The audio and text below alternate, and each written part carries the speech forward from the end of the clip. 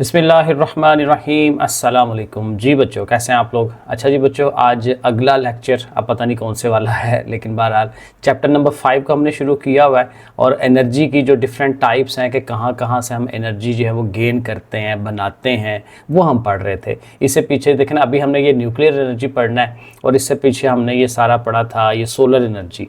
ठीक है, तो सोलर एनर्जी जहाँ एंड किया था उससे ऑनवर्ड हम यहाँ पे स्टार्ट करने लगे हैं। अब यहाँ पे है न्यूक्लियर एनर्जी। तो डेफिनेटली इसके नाम के अंदर यह है कि न्यूक्लियस को तोड़ा जाता है। एटम है ना सबसे छोटा ज़र्रा, तो एटम के अंदर न्यूक्लियस है और न्यूक्लियस के अंदर आपको पता है प्रोटॉन और न्यूट्रॉन बैठे होते हैं। और ऐसे ही नहीं बैठे होते, फोर्स ऑफ अट्रैक्शन होती है, इसलिए तो एक जगह पे बैठे होते हैं। तो वो जो फोर्स ऑफ अट्रैक्शन है वो फोर्स है, ताकत है, उस ताकत को तोड़ा जाता है। तोड़ के जो है वो लहदा हो जाते हैं। तो जब उस ताकत को तोड़ते हैं, उस ताकत को रिलीज करते हैं, और वो जो रिलीज ताकत होती है वो बहुत ज़्यादा होती है और उस एनर्जी को हम जो है इस्तेमाल में लेके आते हैं। सो वो देखें यहाँ पे लिखा हुआ है nuclear energy. Nuclear energy is released, कहता है इसको आज़ाद कर दिया जाता है in the form of heat. ज़ाहिर हीट की शक्ल में, जैसे एटम बम वगैरह बनते हैं तो वो हीट की शक्ल में होता है ना, आग लगती है। When an atomic nucleus break, जब एटम का जो न्यूक्लियस है उसका जो मरकज़ है वो टूट जाता है। न्यूक्लियर पावर स्टेशन, अब ज़ाहिर ऐसे तो नहीं बन जाता ना, उसके लिए बाकायदा जो है वो मशीनरी और सारा कुछ जो है वो लगाया जाता है। तो nuclear power stations make use of nuclear fuel. Nuclear fuel ज़ाहिर उसको हम फ्यूल कह देते हैं, उसको इस्तेमाल करके अपना जो है ये काम करते हैं। सच एज यूरेनियम को इस्तेमाल करते हैं, प्लूटोनियम को इस्तेमाल करते हैं।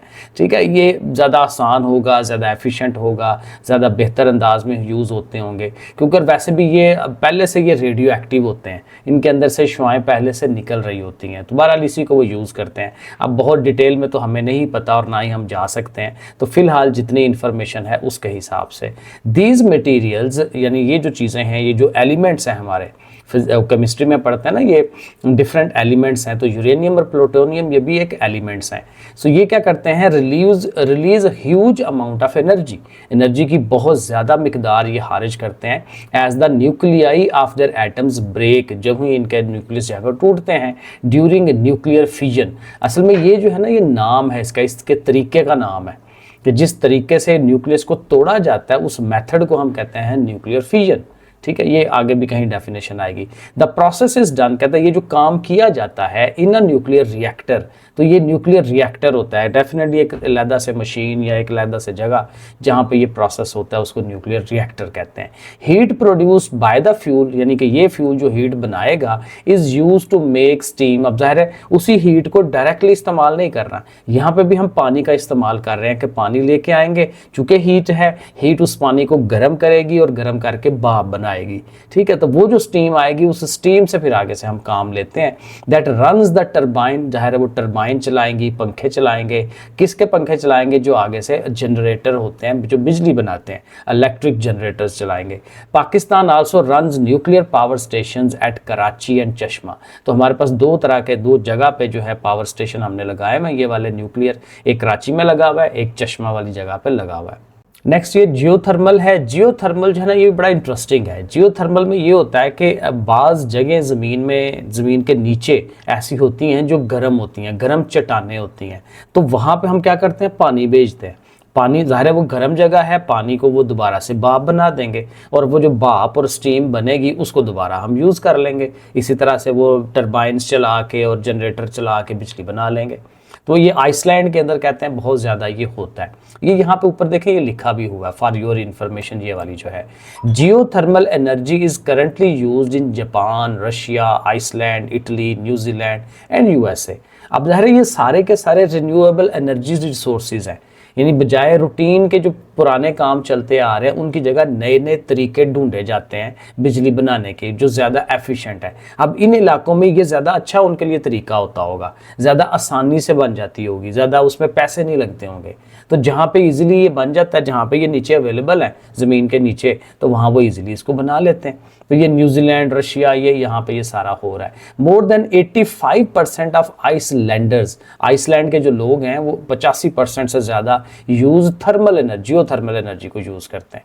85% से ज़्यादा ज़मीन के अंदर से जो एनर्जी है उसको यूज़ कर रहे हैं टू वार्म देयर होम्स, अपने घरों को गर्म भी रख रहे हैं। The cost of heating is only 1/3 of the cost of the burning oil to power electric heaters. अब देखें ना, वो ये कहता है, ये कह रहा है कि यहाँ पे 1/3 आपकी कॉस्ट आएगी अगर आप ये वाला मेथड यूज़ करते हैं, बजाय इसके कि ऑयल निकाल के जो है उसको आप बर्न कर रहे हो। तो कहता है ये ज़्यादा एफिशिएंट तरीका है, कॉस्ट एफिशिएंट है, यहाँ पे खर्चा कम आता है। अब ये होता कैसे है वो ज़ाहिर है हमारा यहाँ पे लिखा हुआ है और ये भी बड़ा ज़बरदस्त है।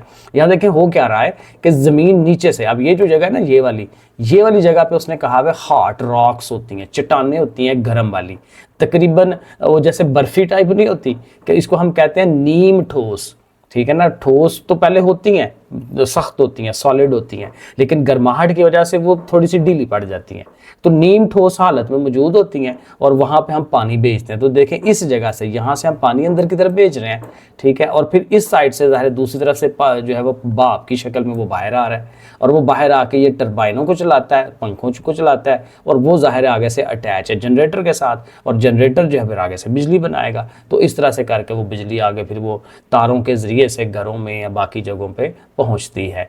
In some part of the world hot rocks are present, कहता है बाज़ दुनिया के इलाकों में गर्म चट्टानें जो हैं वो मौजूद हैं in the semi molten form, वही नीम पिघली हुई हालत की शक्ल में, deep under the surface of the earth, earth के बहुत काफ़ी नीचे जाके। They are heated by energy released due to the decay of radio active element.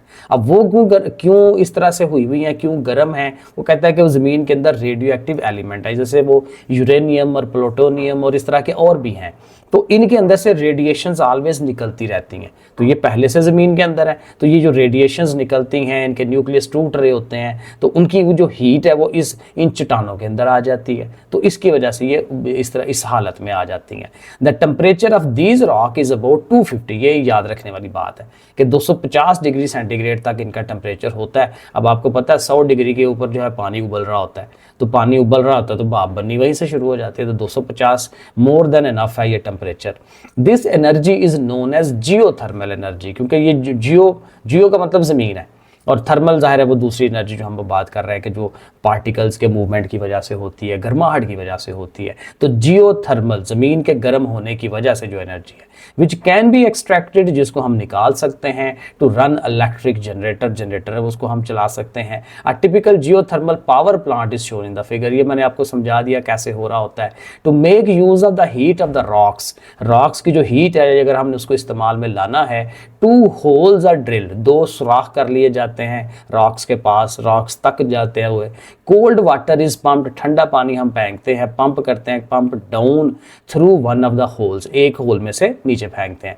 It is heated up, ज़ाहिर ये गर्म हो जाता है by the hot rocks and start boiling, और उबलने लग पड़ता है। स्टीम इज प्रोड्यूस, स्टीम बनती है, that comes out through the other hole, जो दूसरे होल में से बाहर निकल आती है। ये सारा वही है, ठीक है। ये मैंने ऊपर आपको दिखाया कि इधर से ठंडा पानी आ रहा है, इधर से भाप जो है वो बाहर निकल रही है, और आगे से वो टरबाइन को चला रही है और जनरेटर चल रहा है, ठीक है। The steam runs the generator को चलाएगी, which produce electricity where there is water already present over the heart. अब यहाँ पे एक नई चीज़ वो कह रहा है कि जहाँ पे वो पहले से ही पानी मौजूद है उन रॉक्स के ऊपर, अभी तो हम भेज रहे हैं ना, लेकिन पहले से अगर पानी वहाँ मौजूद हो तो वो खुद जो है वो गर्म हो रहा होता है। It comes out of the surface of the अर्थ, तो वो प्रेशर के साथ ज़मीन जहाँ से पोली जहाँ पे होती है, जहाँ पे नरम होती है, वहाँ से वो फिर प्रेशर के साथ बाहर को निकलेगा, जहाँ पे वो ऑटोमेटिकली खुद से होल बने हुए हैं ज़मीन के अंदर। It comes out of the surface of the earth in the form of hot spring, गर्म चश्मों की शक्ल में वो बाहर निकलते हैं। अभी मैं साथ एक वीडियो लगा देता हूँ, वो देखें आप ज़रा कि वहाँ पे जो है पानी कैसे वो निकल रहा है। तो ये मैंने यूट्यूब से निकाली है, तो वो देखें एक्चुअल जो है किस हालत में वो चीज़ नज़र आ रही होगी, ठीक है, वो आपको वहाँ पे नज़र आएगी। एंड गाइजर्स, और इनको हम गाइजर्स कहते हैं। सच अ गाइजर इज शोन, अब यहाँ पे पिक्चर के अंदर भी उसने गाइजर दिखाया हुआ है, तो ये इस तरह से पानी ऐसे वो बाहर आ रहा होता है। नेक्स्ट हमारे पास है विंड एनर्जी। अब विंड एनर्जी भी एक आम एनर्जी है, क्योंकि बाज़ इलाकों में हवा तेज़ चलती है, बाज़ इलाकों में थोड़ी चलती है। हमारे सियालकोट में इतनी नहीं चलती। साहली इलाके हैं जो समंदर के साथ वाले हैं या और इस तरह के, ठीक है, तो वहाँ पे जो हवा है वो तेज़ चलती है। तो जब हवा तेज़ चलती है तो वहाँ पे जो है इस तरह से करके जो आपको नज़र आ रही है पनचक्कियाँ, इसको हम कहते हैं, विंड मिल्स कहते हैं, वो लगा दी जाती हैं। तो ये एक बड़ा सा टावर बना दिया जाता है और थोड़ा ऊंचा करके ये पंखे जो है वो लगा लिए जाते हैं। और पंखे ज़ाहिर है जब हवा लगेगी उनको तो वो पंखे चलेंगे, और पंखे चलेंगे तो उनकी जो ज़ाहिर है चलने की जो कुव्वत है वो नीचे हमने ज़मीन के अंदर या यहाँ पे करके जो कह लें कि अगेन वो टरबाइन्स और जनरेटर्स लगाए होते हैं और फिर वो रन करते हैं और वो बिजली बन जाती है। तो इसमें फिर एक नहीं है, ये कितने सारे लगाते हैं। तो इसको विंड मिल फार्म कह देते हैं, जहाँ पे बहुत ज़्यादा हमने इस तरह की चीज़ें लगाई होती हैं। तो यही सारा कुछ है। फॉर थाउजेंड्स ऑफ ईयर्स, हज़ारों सालों से people have been using wind mill, लोग यूज़ कर रहे हैं इसको to draw water from the well, वो कुओं में से पानी निकालने के भी यूज़ कर रहे हैं, or to grind grains into flour, ये पुराना तरीका है ना। तो जो हमारे नॉर्दर्न एरियाज़ के इलाके हैं वहाँ पे लोग इसी तरह कर रहे होते हैं कि उन्होंने ना पानी के प्रेशर से भी वो अपनी चक्कियाँ, आटे वाली चक्कियाँ यूज़ कर रहे होते हैं। तो विंड मिल्स के ज़रिए से भी वो चक्कियाँ जो है वो चला रहे होते हैं। तो वो कह रहे हैं कि वो चक्कियाँ चला के आटा जो है उसको वो बना रहे होते हैं वो गंदम से। The modern wind mill is use, अब आजकल की जो विंड मिल्स हैं उसको यूज़ करके हम क्या कर रहे हैं, टू रन जनरेटर्स, जनरेटर्स को चलाते हैं that produce electricity. Wind generators make electricity in the same way as steam generate in the power station. तो कहते हैं हवा से भी उसी तरह से बिजली बनती है जैसे स्टीम जो है वो आगे से जनरेटर चलाती है और आगे से बनता है। तो पानी के ज़रिए और ये जो हवा के ज़रिए ऑलमोस्ट एक जैसा ही तरीका है बिजली बनाने का। For large scale power generation is, बहुत ज़्यादा पावर जनरेशन करनी हो, a wind farm with hundred or more wind mills is needed. तो वहाँ जब फार्म बनाया था तो 100 या 100 से ज़्यादा आपने विंड मिल्स वहाँ पे लगा देनी है। A wind mill farm is shown in the figure, ज़ाहिर है वो फार्म यहाँ फिगर के अंदर हमने दिखाया हुआ है। तो इस तरह से ये विंड एनर्जी जो है वो बनती है। आगे है एनर्जी फ्रॉम टाइड्स। टाइड किसको कहते हैं, लहरों को। समंदर की जो लहरें हैं, आप कभी समंदर देखा हो तो उसमें मुसलसल लहरें बन रही होती हैं और उसकी दो रीज़न होती हैं। एक वो चांद की जो ग्रेविटेशनल फोर्स ऑफ अट्रैक्शन है उसकी वजह से, क्योंकि चांद भी ज़ाहिर है बहुत बड़ा है और हमारी ज़मीन के गिर्द चक्कर लगा रहा होता है, तो उसकी वजह से भी बनती हैं। और दूसरा जो हवा चलती है, क्योंकि इन इलाकों में हवा ज़्यादा चलती है तो हवा के चलने से भी ये लहरें प्रोड्यूस होती हैं। तो लहरें बेसिकली क्या है, पानी का अप्स एंड डाउन्स है। तो पानी के अप्स एंड डाउन्स वही हैं जो हमने डैम का वो करते हैं पॉइंट। डैम में ज़रा ज़्यादा ऊंचा होता है, ये थोड़ी ऊंची होती हैं लेकिन ज़्यादा ऊंची भी होती हैं बहरहाल। तो इनको हम यूज़ करते हैं। तो energy from tides, the gravitational force for the moon, moon की जो ग्रेविटी की फोर्स है चांद की, गिव्स राइज टू टाइड, उसकी वजह से लहरें बनती हैं इन द सीज, समंदरों में। The tide raises the water level, ज़ाहिर है पानी का जो लेवल है वो बढ़ जाता है। नियर द सी शोर्स, यानी कि सी, उस समंदर का जो साहिल है उसके पास, ट्वाइस अ डे, दिन में 2 दफ़ा। ये ज़ाहिर है वो एक चांद का एक चक्कर है, उसके चक्कर लगाने का जो तरीका है। तो दिन में 2 दफ़ा जो है ये जो लहरें हैं वो ऊंची बनती हैं। The rise and fall of water, पानी का ऊंचा होना नीचा होना, कैन बी यूटिलाइज, इसको इस्तेमाल में लाया जा सकता है टू टर्न ऑन टरबाइनें, टरबाइनें चलाने के लिए, और उससे फिर ज़ाहिर अगेन क्या होगा, बिजली बनाई जाएगी। The water at high tides can be trapped, अब ऊंची जब आनी है, लहर आनी है ऊंची, तो उसको स्टोर कर सकते हैं ऊंची वाली जगहों के अंदर। वो ज़ाहिर समंदर के अंदर ही उन्होंने डेवलप कर ली होती हैं, ठीक है। The water at high tides can be trapped, उसको आप जकड़ लेते हैं, रोक लेते हैं, ट्रैप कर लेते हैं एट अ सूटेबल लोकेशन, एक खास जगह पे, और उस सूटेबल लोकेशन का नाम है बेसन, उसको बेसन कह देते हैं। बाय बिल्डिंग अ डैम, एक छोटा सा डैम टाइप चीज़ बना लेते हैं। The water is then release, फिर पानी, वो जो पानी उसके अंदर हमने ट्रैप किया हुआ है, जकड़ा हुआ है, फिर उसको हम रिलीज करते हैं, छोड़ देते हैं इन अ कंट्रोल्ड वे, अपने एक खास तरीके से। एट लो टाइड, जब हम टाइड्स नीचे हो जाती हैं, टू ड्राइव द टरबाइन, फिर उससे टरबाइनें चलती हैं for producing electricity. At next high tide, जब दोबारा से फिर हाई टाइड आती है, the dam is filled again, फिर वो दोबारा भर जाता है और फिर हम ये प्रोसेस जो है वो चलाते जाते हैं। आगे है जी एनर्जी फ्रॉम वेव्स इन सी, ये भी वही है लेकिन उसका एक और तरीका कि किस तरह से उसकी जो समंदर की लहरें हैं, अब अंदर की लहरों की बात हो रही है ना, समंदर के अंदर, अब पहले वाली बाहर थी, जो उसके साहिल के ऊपर जो है वो ऊंची लहरें बन रही होती हैं। अब हम डीप इनसाइड द सी हम जाने की बात कर रहे हैं, और इसकी भी मैं एक तस्वीर, वो वीडियो जो है साथ लगाऊंगा, वो आपको नजर आ जाएगी। The tides and wind blowing over the surface of the sea produce strong water waves, तो पानी की लहरें बनती हैं। अब ये थोड़ा सा फर्क याद रखें, ये जो टाइड्स कह रहे हैं वो बेसिकली समंदर के साहिल के साथ साथ की बात हो रही है, जो ऊंची ऊंची लहरें बनती हैं। लेकिन अब हम जो है वाटर वेव्स की बात कर रहे हैं, जब आप समंदर के अंदर है, समंदर के अंदर भी आप देखेंगे तो वो पानी हिल रहा होता है। अभी मैं वो सारी वीडियो दिखाता हूँ, चलो अभी देखे रहते हैं। ये वीडियो जो आपको सामने नजर आ रही है, इसमें देखें कि पानी जो है देखें कैसे छल छल कर रहा है। तो वो पानी के छल छल करने की वजह से वो जो आगे वाला हिस्सा है वो देखें कैसे वो जो है वो आगे पीछे ऊंचे नीचे हो रहा है।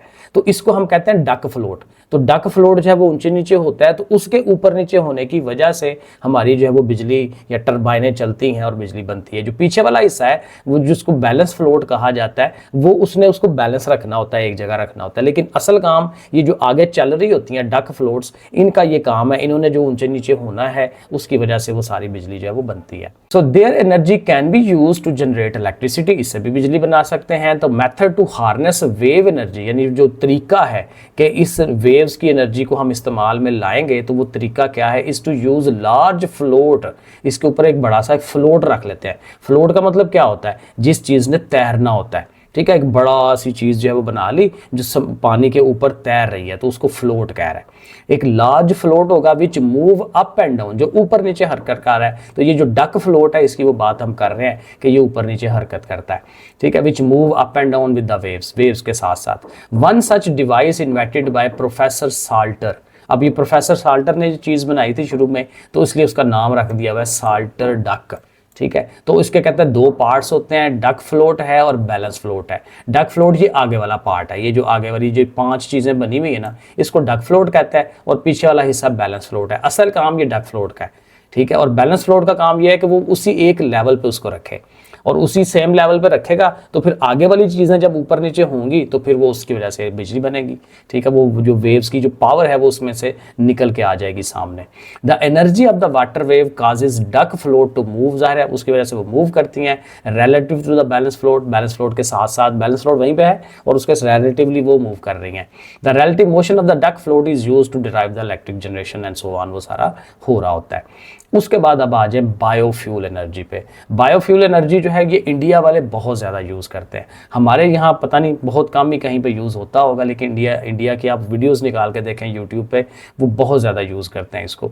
और इसमें क्या होता है कि इसमें एक बड़ा सा जो है गड्ढा खोद लिया जाता है ज़मीन के अंदर, और उसके अंदर जो है गोबर और बाकी चीज़ें, ज़्यादातर गोबर वगैरह करते हैं, लेकिन अब लकड़ियाँ बाकी चीज़ें, क्योंकि ये वो चीज़ें होती हैं जिनको बैक्टीरियाज़ ने बाकी चीज़ों ने तोड़ फोड़ के जो है वो ज़मीन का हिस्सा बनाना होता है, तो गलना सड़ना होता है बेसिकली। तो जो गलना सड़ना है, गलने सड़ने से वो साथ जो है वो ये गैस भी बन रही होती है, तो उस गैस को हम ट्रैप कर लेते हैं, ऊपर से बंद कर देते हैं। जैसे ये उसने बनाया हुआ एक, तो ऊपर से पूरा एक ढक्कन लगा के बंद कर दिया हुआ है। नीचे देखें ज़मीन के अंदर गड्ढा खोदा हुआ है, साथ इर्द गिर्द सीमेंट का वो बनाया हुआ है, और फिर ये वो प्लास्टिक का करके तो उसको ऊपर से बंद किया हुआ है। और यहाँ से देखें ये पाइप जा रहा है, और ये पाइप बेसिकली वही है कि वो गैस को एक्सट्रैक्ट करता होगा, बाहर लेके जाता होगा, और सीधा डायरेक्ट आप वो चूल्हे के साथ लगा दे, ठीक है। पता नहीं अब आगे कि इस तरह से ही होता होगा, तो इस तरह से करके, तो ये बायोगैस है। तो इसको जरा पढ़ते हैं, ये भी इंटरेस्टिंग है। It is that energy which is obtained from the biomass. Bio मतलब होता ही है कि जिंदा, और मास मास है, जैसे हमारा मास होता है कि हमारे अंदर वजन कितना है, तो बायोमास जिंदा चीज़ों का मास, उसको इस्तेमाल में लाना।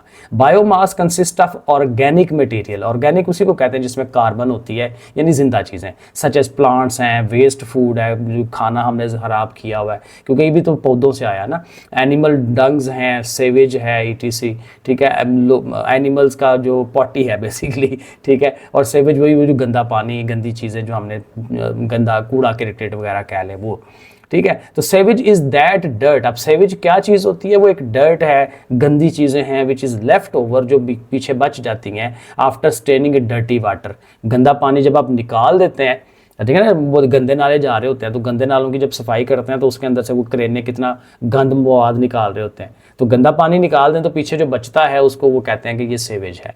The material can itself be used. अब उस सेवेज को भी हम यूज़ कर सकते हैं एज ए फ्यूल, उसको भी फ्यूल के तौर पर यूज़ कर सकते हैं। Can be converted into other types of fuel, और फ्यूल्स की शक्ल उसको बनाई जा सकती है।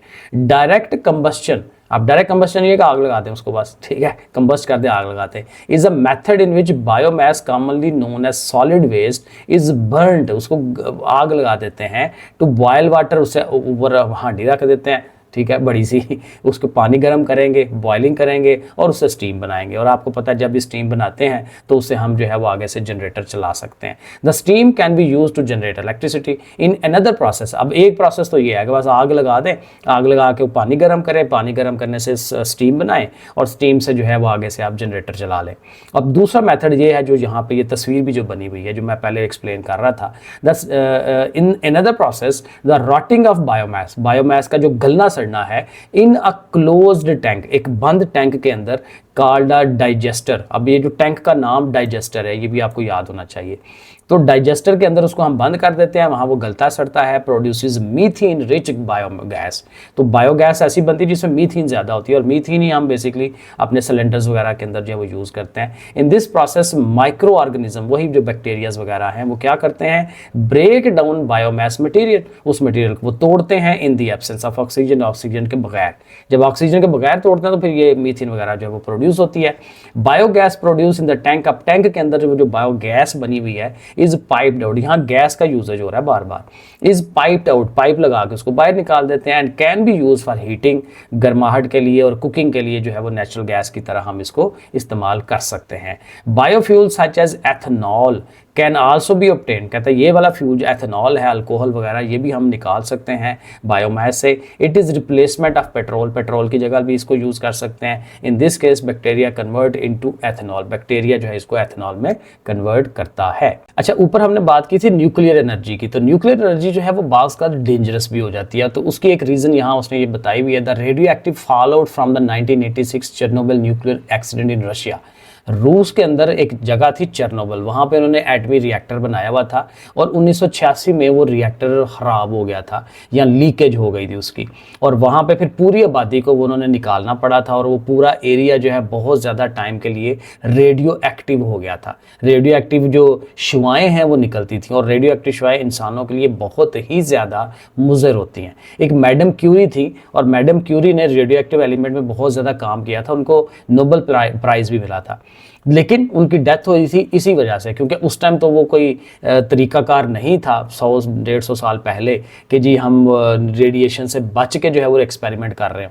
तो वो एक्सपेरिमेंट करते रहीं और वो एट द एंड जो है उसी एक्सपोजर की वजह से जो है वो फौत हो गई थी। लेकिन ये है कि इस तरह से ये होता है। तो ये 1986 में ये एक्सीडेंट हुआ था चेरनोबिल का, 1986 से है रशिया के अंदर, और उसने लोगों को इफेक्ट किया, लाइफ स्टॉक, बाकी जो जानवर हैं उनको और फसलों को भी even. Although only 31 people died, direct जो है वो 31 पीपल डाइड हुए थे, लेकिन 6 लाख लोग जो है वो इनडायरेक्टली उससे मुतासर होते रहे थे और हुए थे। तो ये बहरहाल ये उसका था। और एक ये यहाँ पे ये बड़ा अच्छा ये उसने लिखा हुआ है, economic, social and environmental impact on various energy sources. यानी कहता है ये जो मुख्तलिफ तरीक़ों से हम ये एनर्जी डेवलप कर रहे हैं तो उसका बाकी चीज़ों पर इम्पैक्ट क्या है, इकोनॉमिक इम्पैक्ट क्या है, सोशल इम्पैक्ट क्या है सोसाइटी के ऊपर, और एनवायरनमेंट और हमारा जो माहौल है, सबसे बड़ी प्रॉब्लम ये है माहौल के ऊपर उसका क्या असर पड़ रहा है। तो ये देखें उसने लिखा हुआ, कहता है fossil fuel is a common source of energy.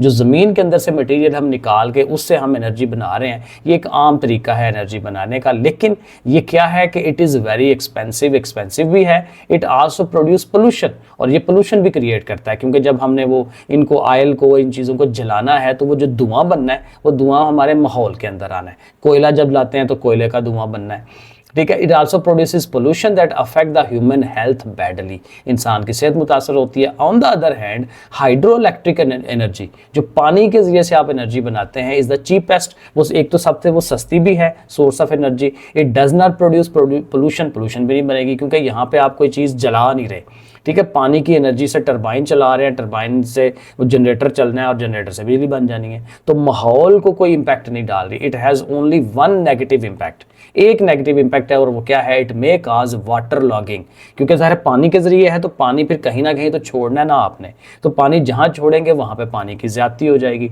ज़रूरत से ज़्यादा हो जाएगा। लेकिन उसका एक तरीका होता है, आप नहरें खोद लें, नहरों के ज़रिए वहाँ पानी ले जाएँ जहाँ पे ज़रूरत है, ठीक है, तो उस तरह से काम हो जाता है। लेकिन अगर ऐसे ही छोड़ देंगे पानी को तो फिर उसका एक नेगेटिव पॉइंट बनता है कि वाटर लॉगिंग हो जाएगी, पानी वहाँ पे, और रेजिंग द वाटर टेबल, कि उसका पानी का जो लेवल है उस सतह का वो ऊंचा हो जाता है, जो कि ज़मीन को ख़राब कर देता है। The use of solar energy, wind energy, tidal energy, ETC is pollution free. अब सोलर एनर्जी है तो उसमें कौन सी पोल्यूशन आ रही है, कोई पोल्यूशन नहीं है, ठीक है। तो कहता है ये सारी जो एनर्जीज हैं हवा की, ये टाइड की, ठीक है, वेव्स वगैरह की, ये सारी पोल्यूशन फ्री हैं। Only the initial cost is high. और कहता प्रॉब्लम सिर्फ ये है कि शुरू में जो आपने मटेरियल लगाना है उसका खर्चा ज़्यादा होता है। हमारे यहाँ सोलर थोड़ा सस्ता हो गया, लेकिन शुरू में बहुत महंगा होता था सोलर पैनल्स वगैरह लगाने। तो बहरहाल कहता है शुरू में जो है खर्चा इनका ज़्यादा होता है, ये कॉस्टली होते हैं। Nuclear energy is very desirable source, क्योंकि ये चीप भी होता है न्यूक्लियर पावर, लेकिन वो साथ ये है कि इसमें जल्दी बिजली भी बन जाती है और ज़्यादा बनती है। लेकिन अगेन इसके इफ़ेक्ट हो सकते हैं अगर इसको कंट्रोल ना किया जाए, क्योंकि अगर एक्सीडेंट हो गया तो फिर काम ख़राब है।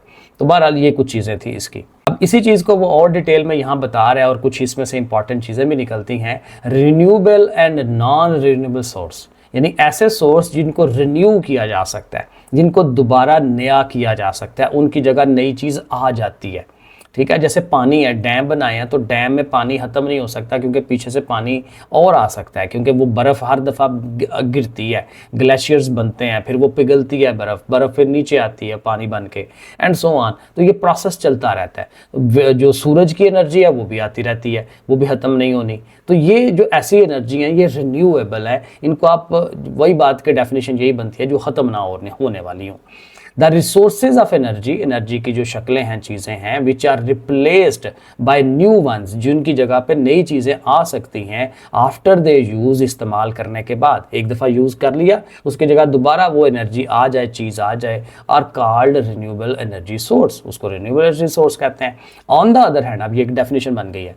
ऑन द अदर हैंड, दूसरी definition, non renewable sources are those which are depleted, जो ख़त्म हो जाते हैं विद द कॉन्टिन्यूस यूज़। आप मुसलसल उसको इस्तेमाल कर रहे हैं, वो ख़त्म हो जाएंगे। जैसे ज़मीन के अंदर से जो तेल, पेट्रोलियम वगैरह निकाल रहे हैं, कोयला निकाल रहे हैं, वंस दे रन आउट, जो ही वो ख़त्म हो जाएंगे, they are not easily replaced, उनको दोबारा आसानी के साथ आप नहीं बना सकते बाय न्यू वंस, नए उसमें नहीं आ सकते, क्योंकि वो अब देख रहे हैं ज़मीन के अंदर वो लाखों सालों से वो चीज़ें दफन थी, जैसे वो डायनासोर्स, और साथ हमारे जो दरख्त हैं बड़े बड़े, ज़मीन की सतह के नीचे दब के प्रेशर के साथ फिर वो बने, वो लाखों साल। अब हमें अगले रिजर्वायर के लिए लाखों साल इंतज़ार करना पड़ेगा, फिर वो जाके बनेंगे।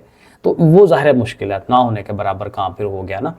तो ये कहता है sources such as hydro electricity, यानी पानी से जो बिजली हम बनाते हैं, सोलर एनर्जी है, विंड एनर्जी है, tidal energy, wave energy and geothermal energy are renewable. ये रिन्यूएबल है क्योंकि ये दोबारा से नया आ सकते हैं। They are replaced by new one, ज़ाहिर है ये नई जो जगह ले सकते हैं। फॉर एग्जांपल, अब वो एक मिसाल समझाने लगा, जैसे मैंने आपको बताया, स्नोफॉल, यानी कि जो जैसे बर्फबारी जो है वो होती रहती है, एंड रेनफॉल और बारिश जो होती है आर कॉन्टिन्यूस प्रोसेस, ये मुसलसल अमल है। Therefore water supply to the reservoirs of dam, तो इसमें डैम का जो पानी की सप्लाई है for generation of hydro electric power, जो ज़ाहिर हाइड्रो इलेक्ट्रिक पावर करनी है, विल नेवर एंड अप, वो बिल ख़त्म नहीं होगी। लाइकवाइज, इसी तरह से solar energy will remain available for ever, solar energy भी हमेशा के लिए हमारे पास मौजूद है। Same is the case with wind and tidal energy, these are not going to run out in future. अब फ्यूचर में ये ज़ाहिर ख़त्म होती हुई नज़र हमें नहीं आती। Non renewable sources include fossil fuels and nuclear energy. अब न्यूक्लियर एनर्जी ज़ाहिर हम वो यूरेनियम और प्लूटोनियम से ले रहे हैं, अब वो ख़त्म हो जाएंगे तो फिर क्या करेंगे, ठीक है। इसी तरह फॉसल फ्यूल मैंने बताया कि वो भी ख़त्म हो जाते हैं।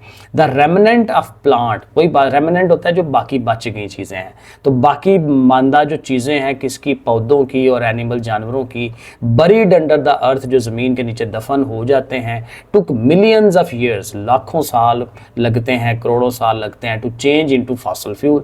These fuels are in limited quantity, इनकी मिकदार थोड़ी है। वंस दे आर यूज्ड, अब जो ही ये ख़त्म हो जाएंगे, it will take further millions of years to form new ones, और लाखों साल लगेंगे इसको बनने में। Similarly fuels for the nuclear energy are also limited, तो न्यूक्लियर भी लिमिटेड है, मैंने बताया यूरेनियम, प्लूटोनियम वगैरह।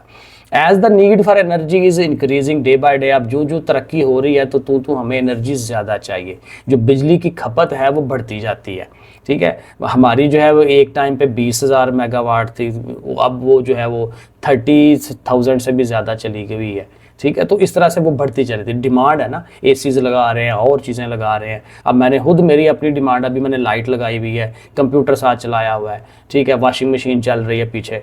तो इतना सारा कुछ डिमांड, जो जो तरक्की हो रही है, तो नई चीज़ें आ रही हैं, तो हमारा जो इस्तेमाल है इनका बढ़ रहा है, डिमांड बढ़ रही है, तो डिमांड बढ़ती जा रही है। There is need to develop other non traditional renewable energy sources. तो कहते हैं नए से नए रिसोर्सेज बनाने की हमें ज़रूरत है। और आज का हमारा ये लास्ट वाला topic, advantages and disadvantages of methods of energy production. अब ये एनर्जी प्रोडक्शन तो हम कर रहे हैं, तो इसका फ़ायदे क्या हैं और इनके नुकसानात क्या हैं। तो ये भी एक अच्छा सवाल है पेपर के लिए। शॉर्ट भी बन जाता है, लॉन्ग भी बन जाता है। क्या वो कह देगी 2 फ़ायदे बताएं, 2 नुकसानात बताएं, एंड सो ऑन। जैसे शॉर्ट बन जाएगा, लॉन्ग के लिए एक पूरा पैराग्राफ हम लिख सकते हैं। तो आप ये पढ़ते हैं हम इसको, तो इसमें से पॉइंट बना ले कि नंबर 1 ये नुकसान है, नंबर 2 ये नुकसान है, इसी तरह नंबर 1 ये फ़ायदा है, नंबर 2 ये फ़ायदा है।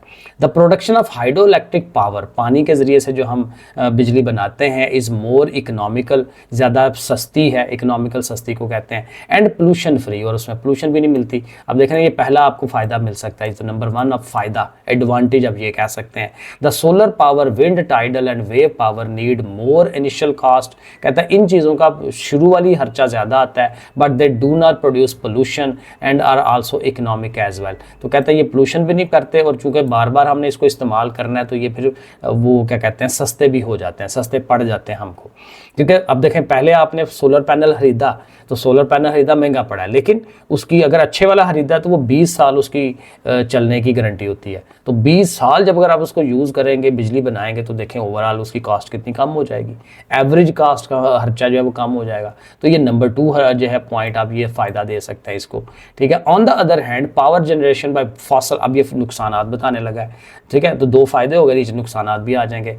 Power generation by fossil fuel and nuclear fuel adds to the pollution, ये पोल्यूशन क्रिएट करते हैं एनवायरनमेंट की। Burning of fossil fuel produce smoke, ठीक है ना, धुआं बनाएंगे, कार्बन डाइऑक्साइड गैस बनाएंगे, ठीक है, एंड हीट बनाएंगे। तो ये भी ज़ाहिर है इसका ये सारा नुकसान हो गया।